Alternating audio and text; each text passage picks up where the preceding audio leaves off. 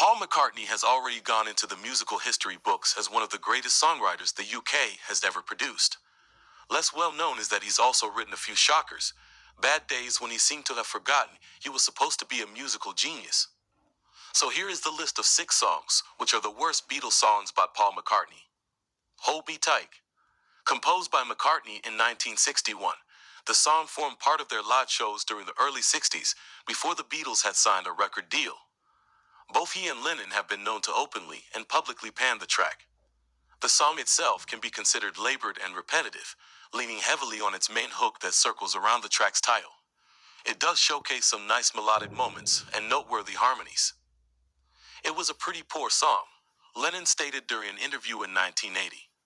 I was never really interested in it. Maxwell's Silver Hammer. McCartney's underwhelming Maxwell's Silver Hammer should be seen as something of a misstep. John Lennon once criticized the tune, saying it was more of Paul's granny music. The lyrics are dreary and often nondescript.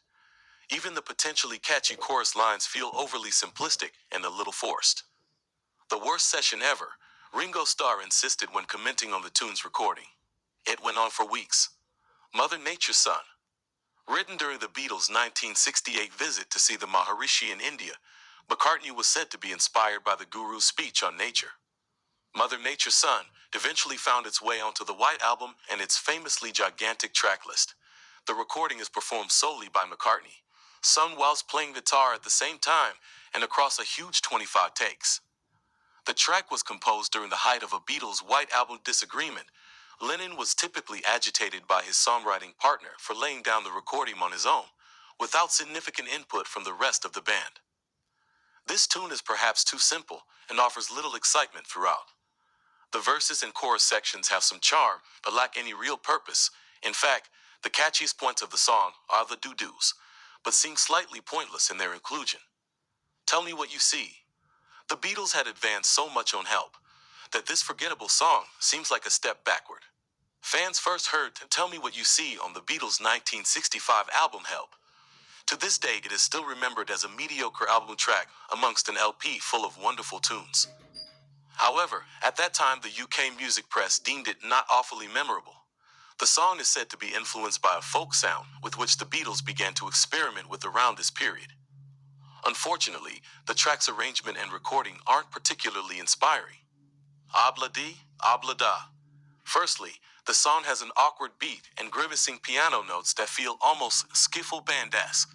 It has a bunch of throwaway lyrics that, while typical of McCartney's other character-based tales, seem less layered or rich compared to Eleanor Rigby, for example. According to Beatles biographer Mark Lewison, McCartney recorded this song over 60 times and still wasn't happy with it.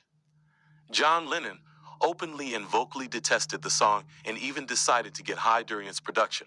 So when it came to laying down his piano track, Lennon played it faster and louder than originally intended, the mess making it onto the final mix. Rocky Raccoon. In Rocky Raccoon, the Fab Four perhaps took their explorations a step too far. The song holds fond memories for numerous Beatles fans, but in reality, it falls short of the high standards set by the band up to this point. It has loosely been referred to as a country ballad. McCartney even adopts a cowboy-inspired accent to aid the theme and said, "I was basically spoofing a folk singer."